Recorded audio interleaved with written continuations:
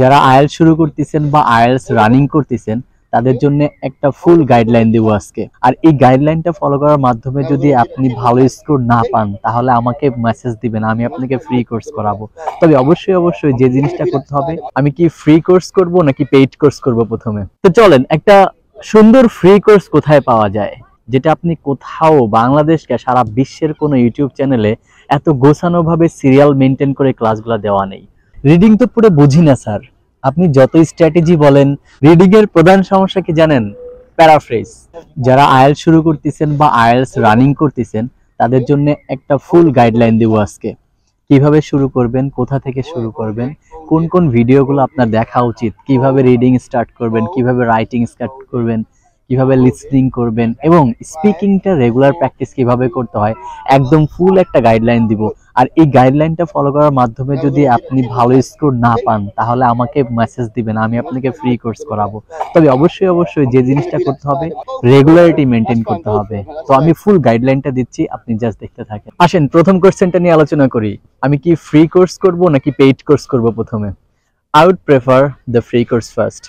Free কোর্সটা প্রথমে করবেন, করার পরে নিজেকে আগে আইএলটিএস সম্পর্কে বেসিকটা পুরো ফুল ক্লিয়ার করে ফেলবেন, দেন হচ্ছে আপনি পেইড কোর্সে যাবেন। আদারওয়াইজ প্রথমেই পেইড কোর্সে গেলে আপনি টাকা দিয়ে জাস্ট আপনি বেসিক নলেজটাই পাবেন। টাকা দিয়ে বেসিক নলেজটা বলতে আমি বুঝাইছি যে আপনি যখন 3 মাসের কোর্স করবেন কিছু না জেনেই পেইড কোর্সে, তখন দেখা যাবে কি আপনার ওই বেসিক জিনিসগুলো শিখতে শিখতে আপনার কোর্সের ম্যাথ শেষ হয়ে যাবে। যখন আপনি বোঝা শুরু করবেন, যখন আপনি টিচারকে আস্ক করবেন কোনো প্রবলেম সলভিং যে ক্লাসগুলো আপনার দরকার, সেই সময়টা আস্তে আস্তে আপনার কোর্স শেষ হয়ে যাবে। এই জন্য ফার্স্ট ফ্রি কোর্স করে আগে মোটামুটি ভালো একটা আইডিয়া নেন, দেন হচ্ছে আপনি পেইড কোর্সে গেলে অনেক কোয়েশ্চেন সলভ করতে পারবেন, আস্ক করতে পারবেন, আপনার যে স্পেসিফিক যে প্রবলেমগুলো ফাইন্ড আউট করে ওগুলো সমাধানও টিচার থেকে নিতে পারবেন। That's why I said free course first. তো চলেন, একটা সুন্দর ফ্রি কোর্স কোথায় পাওয়া যায়। অনেক ইউটিউব চ্যানেল আছে ইংলিশে, যেমন আসাদ ইয়াকুব, আইএলটিএস অ্যাডভান্টেজ, ক্রিসপেল, দেন হচ্ছে লিজ আইএলটিএস, অনেক ফ্রি কোর্স আছে। প্রবলেম হচ্ছে এরা ইংলিশে ব্রিফিং করার কারণে আমাদের অনেকের বুঝতে প্রবলেম হয়ে যায়, যার কারণে শুরুতে আমাদের দরকার হচ্ছে একটা বাংলা ব্রিফিং এর আইএলটিএস সম্পর্কে এ টু জেড। তো এই জন্য আমাদের একটা ফ্রি কোর্স আছে, একদম একটা প্লেলিস্টে 38টা ভিডিও আছে, যেটা আপনি কোথাও বাংলাদেশকে সারা বিশ্বের কোনো ইউটিউব চ্যানেলে এত গোছানো ভাবে সিরিয়াল মেনটেন করে ক্লাসগুলো দেওয়া নেই। তো অ্যাটলিস্ট এই ভিডিওগুলো দেখে আপনি বেসিকটাকে ক্লিয়ার করে নিতে পারেন। আপনি আইএলটিএস কি, কিভাবে, কত প্রকার, রিডিং কত প্রকার, রাইটিং কত প্রকার, লিসনিং কত প্রকার, স্পিকিং কিভাবে করতে হয়, প্রতিটা পার্টের কিভাবে কত রকমের কোশ্চেন আছে, প্রত্যেকটা কোশ্চেনের আলাদা আলাদা স্ট্র্যাটেজি আছে। একটা কোশ্চেনের স্ট্র্যাটেজি আরেকটা কোশ্চেনে অ্যাপ্লাই করতে হয় না, তাহলে সময় নষ্ট হয়। কিভাবে সময় মেনটেন করে ভালোভাবে প্রিপারেশন নেওয়া যায়, একদম এ টু জেড গাইডলাইনটা দেওয়া আছে 38টা ভিডিওর মধ্যে। I guarantee you won't get this type of videos anywhere else in the world. কোথাও পাবেন না আপনি, গ্যারান্টি দিলাম এটা। সো চলেন আমরা পার্ট বাই আলোচনা করি রিডিং কিভাবে প্রিপারেশনটা আপনারা নেবেন। ধরেন আজকে আপনি আইএলটিএস এর প্রিপারেশন শুরু করলেন, আপনার প্রথম কাজ হচ্ছে রিডিংটা বের করা। এরপরে রিডিং এর বইয়ে কি কি কোশ্চেন হয়, রিডিং পার্টে কি কি টাইপের কোশ্চেন আসে, ওই কোশ্চেনগুলোকে খাতায় সুন্দর করে নোট ডাউন করেন, প্রত্যেকটা কোশ্চেন টাইপ। এবার প্রত্যেকটা কোশ্চেন টাইপের জন্য একদিন বা একদিন পর একদিন প্রতিটা কোশ্চেন টাইপের জন্য একটা করে বা দুইটা করে ভিডিও দেখবেন। সাপোজ ধরেন ট্রু ফলস নট গিভেন, এই ট্রু ফলস নট গিভেন এর একাধিক ভিডিও দেখবেন। প্রত্যেকেরই কিন্তু আলাদা আলাদা কিছু স্ট্র্যাটেজি থাকে কিভাবে সলভ করতে হয়, যদিও অ্যাভারেজে সবই সেম, সবার স্ট্র্যাটেজি একই, তারপরেও দেখবেন, কারণ এক একজনের বোঝানোর স্টাইল এক এক রকম। একই জিনিস আমি একভাবে বুঝাইছি, আসাদ ইয়াকুব স্যার একভাবে বুঝাইছেন, আইএলটিএস অ্যাডভান্টেজ একভাবে বুঝাইছেন, লিজ আইএলটিএস একভাবে বুঝাইছেন। একই জিনিস বাট এক একজনের বোঝানোর স্টাইল এক একজনের এক এক রকম। যেমন আমি বুঝাইছি, আপনি হয়তো বা বুঝেন নাই, বাট আরেকজন বুঝাইছে, আপনি বুঝে গেছেন সহজেই, এমন হতে পারে। এই জন্য প্রত্যেকটা কোশ্চেন নোট ডাউন করেন, প্রত্যেকটা কোশ্চেনের উপরে আলাদা আলাদা ভিডিও দেখেন, স্ট্র্যাটেজিগুলা খাতায় নোট করে নেন যে এই টাইপের কোশ্চেনগুলা এভাবে সলভ করতে হয়। এবার 10 দিন সময় নেন, ওই রিডিং যে ট্রু ফলস নট গিভেন দেখলেন, প্রত্যেকটা বইয়ে 11 থেকে 16 যতগুলা বই আছে মোটামুটি ভাবে আপডেট যেগুলা, প্রত্যেকটা বইয়ের ট্রু ফলস নট গিভেন গুলাকে আপনি করে ফেলেন।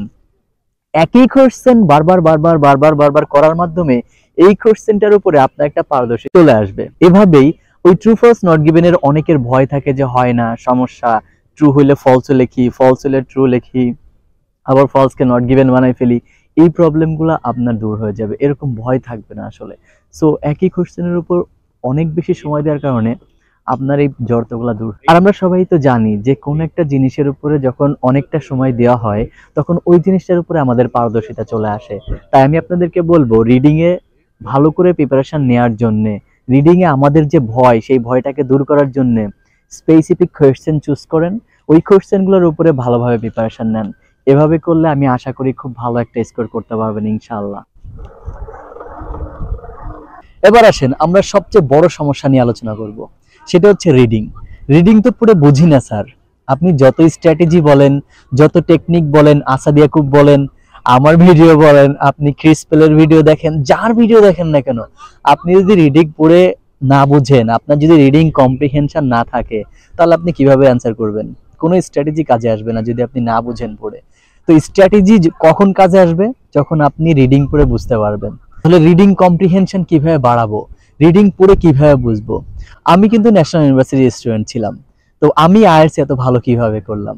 আমিও কিন্তু অনেক স্ট্রাগল করেছি, রিডিং পড়ে বুঝতাম না, একই প্যাসেজ বারবার বারবার পড়তাম, অনেকবার পড়তাম, তারপরেও বুঝতাম না। তাহলে কিভাবে আমি পড়লাম? আমার ভিডিওগুলোতে আমি বারবারই বলি যে প্যারাফ্রেজটা অনেক ভালো করে বুঝতে হবে। রিডিং এর প্রধান সমস্যা কি জানেন? প্যারাফ্রেজ। আগে সমস্যা বুঝবেন, প্রত্যেকটা জিনিসের সমস্যা খুঁজবেন আগে, তারপরে সমাধান। আগেই কোশ্চেন সলভ করতে গেলে তো আপনি কোশ্চেন পারবেন না করতে। আপনাকে জানতে হবে রিডিং এর কোশ্চেন গুলো সলভ করতে গিয়ে মানুষ সবচেয়ে বেশি প্রবলেম কোথায় ফেস করে, এটা আপনাকে বুঝতে হবে। আমরা যারা ইংলিশে দুর্বল, তাদের জন্য রিডিং এর দিনে সবচেয়ে বেশি প্রবলেম হচ্ছে প্যারাফ্রেজ না বোঝা। মানে হচ্ছে কোশ্চেনে একরকম বলা আছে, প্যাসেজে আরেক রকম বলা আছে, জিনিসটা কিন্তু সেম, মিনিং সেম, বাট সেন্টেন্সের স্ট্রাকচার চেঞ্জ করা, সিনোনিম ব্যবহার করা, এই প্যারাফ্রেজ গুলো আমরা বুঝি না। তাহলে প্যারাফ্রেজ বুঝবো কিভাবে আমরা? প্যারাফ্রেজ বোঝার উপায় হচ্ছে, যখন আপনি রিডিং পড়বেন তখন কোশ্চেনে কি বলছে, প্যাসেজে কি বলছে, এটাকে বোঝার চেষ্টা করা। আর এই বোঝার জন্য দুইটা জিনিস করতে হবে আপনাকে। নাম্বার ওয়ান, দুইটা খাতা বানাইতে হবে। একটা খাতা হচ্ছে আপনার ভোক্যাবের জন্য, আর একটা খাতা হচ্ছে প্যারাফ্রেজ লেখার জন্য। ভোক্যাবের খাতায় আপনি যখন রিডিং পড়বেন, এই রিডিং পড়ার সময় যে ওয়ার্ডগুলো আপনি জানেন না, এই ওয়ার্ডগুলোকে আপনি খাতায় লিস্ট করবেন এবং ওগুলোর মিনিংগুলো সাথে সাথে পাশে লিখে রাখবেন। কথা হচ্ছে যে অনেকেই প্রশ্ন করেন যে ভোক্যাব শেখার জন্য কোন বই ফলো করব? ভোক্যাব শেখার জন্য কোনো বই ফলো করার দরকার নেই। আইএলটিএস যে ক্যামব্রিজ বইগুলো আছে, এই বইগুলো যখন রিডিং পড়বেন, ওইখান থেকে যে ভোক্যাবগুলো পারেন না খাতায় লিখবেন। এটার মাধ্যমে কয়েকটা উপকার হবে আপনার। নাম্বার ওয়ান, একটা ভোক্যাব আপনি প্যাসেজ থেকে নিলে ওই প্যাসেজের মিনিংটা, ওই লাইনটার মিনিং জানতে পারবেন, ওই ভোক্যাবটার মিনিংটা জানতে পারবেন, সেন্টেন্সের স্ট্রাকচারগুলো আপনি শিখতে পারবেন। তাহলে কেন শুধুমাত্র একটা ভোক্যাব শেখার জন্য আলাদা বই পড়তে হবে? ক্যামব্রিজ বই থেকেই ভোক্যাব শিখেন, আপনার প্যাসেজও পড়া হচ্ছে, সেন্টেন্সের স্ট্রাকচারও জানা হচ্ছে, আবার ভোক্যাবের মিনিংও শেখা হচ্ছে। নাম্বার টু, আরেকটা যে খাতা আছে, এই খাতায় আপনার প্যারাফ্রেজ শেখার জন্য আপনার যে খাতা, এই খাতায় মাঝখান থেকে দুইটা একটা মার্জিন দিবেন, দুইটা পাশ করবেন। একটা পাশে লিখবেন কোশ্চেন, আর একটা পাশে লিখবেন প্যাসেজ। কোশ্চেনে কি বলা আছে, প্যাসেজে কি বলা আছে, মিনিং কিন্তু সেম, বাট স্ট্রাকচার চেঞ্জ, দেখতে আলাদা, মানে সিনোনিম ব্যবহার করা, এটাকে বের করার চেষ্টা করা। এভাবে যদি 2 থেকে 3টা বইয়ের প্যারাফ্রেজটা আপনি কোশ্চেনে কি বলছে, প্যাসেজে কি বলছে, এটা বের করতে পারেন, 2 থেকে 3টা বই থেকে বের করার ফলে আপনি এরপরে যত প্যাসেজ করবেন না কেন, সব প্যাসেজই আপনার কাছে সহজ মনে হবে, কারণ আপনি ওই যে প্যারাফ্রেজগুলো বুঝে আসছেন। সো এই জন্য রিডিংকে ভালো করতে হলে, রিডিং এ স্কোর ভালো তুলতে হলে আপনাকে প্যারাফ্রেজ মাস্ট বুঝতে হবে, রিডিং কম্প্রিহেনশন মাস্ট আনতে হবে। আদারওয়াইজ যত ট্রিক্স এন্ড টিপস আপনি খোঁজেন না কেন, কোনো ট্রিক্স আপনি অ্যাপ্লাই করতে পারবেন না যদি আপনি রিডিং এর আন্ডারস্ট্যান্ডিং না থাকে। তো এই জন্য রিডিং এর আন্ডারস্ট্যান্ডিং এর জন্য হলেও আপনাকে প্যারাফ্রেজগুলো বোঝার চেষ্টা করতে হবে, ভোক্যাবগুলোর লিস্ট বের করতে হবে, যে যে ভোক্যাবগুলো আপনি পারেন না, ওই ভোক্যাবগুলো সাথে সাথে লিখে মিনিং জানতে হবে। যদিও এটা একটা টাইম কস্টিং ব্যাপার, মানে টাইম যাবে অনেক। আচ্ছা, আপনি তো আইএলটিএস এর প্রিপারেশন নিচ্ছেন বাইরে আসার জন্য, তো এইখানে যদি সময় যদি না দিতে পারেন, তাহলে আইএলটিএস করার দরকার কি আপনার?